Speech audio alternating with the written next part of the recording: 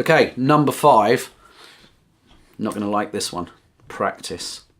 What do they say? Practice makes perfect. Practice makes permanent. Practice makes the money come in. I think I've been playing guitar now for 35 years nearly.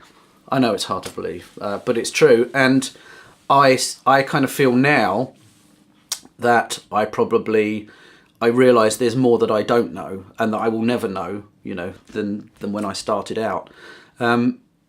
All of the things, as I say, you know, briefly working for Fender, doing what I do, I'm under no illusion that I'm the world's best guitar player by any means.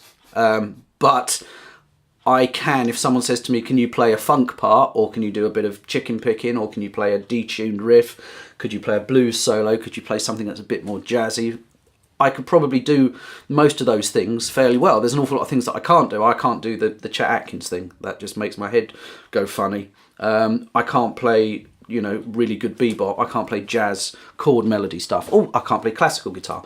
They're all things that I would like to be able to do, but, you know, there's only so many hours in every day.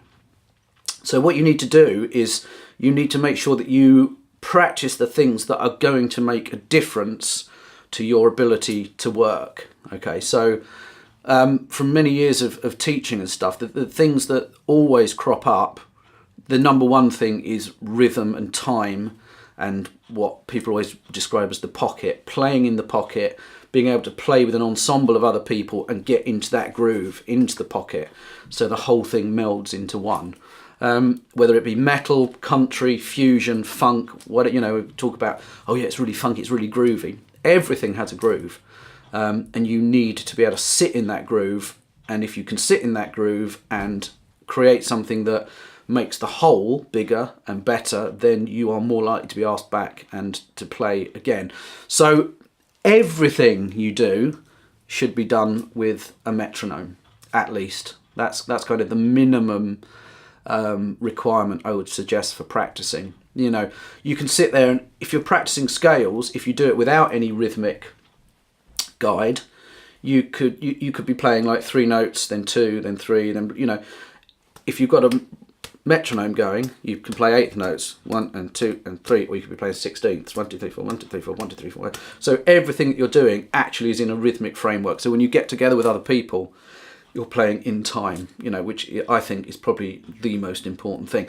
If you can, playing with a drum machine or a loop, you know, you could, anything these days on a computer or even a phone, you know, there's so many loops and stuff, you can practice along with that.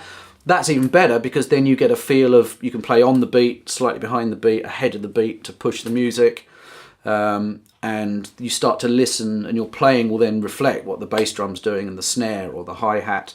You'll learn to create parts that really, really emphasize what the drums is doing and ties the music together.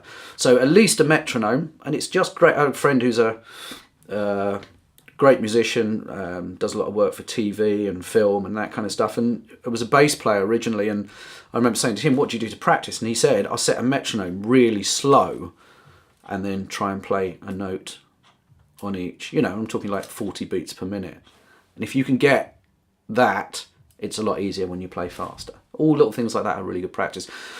When you're not playing rhythm, you will spend most of your life playing rhythm, but if you're practicing scales, soloing, that kind of stuff, anything that has any harmonic content, really, I genuinely think, unless you're just doing something that's technique based, you have to play chords and you have to improvise or practice soloing in a harmonic framework, because we were talking about this earlier. If you play a C, yeah, that could be, depending on what chord it's being played over, it could be a root, it could be a fifth, it could be a major third, a minor third, it could be a sharp 9, it could be a flat 5.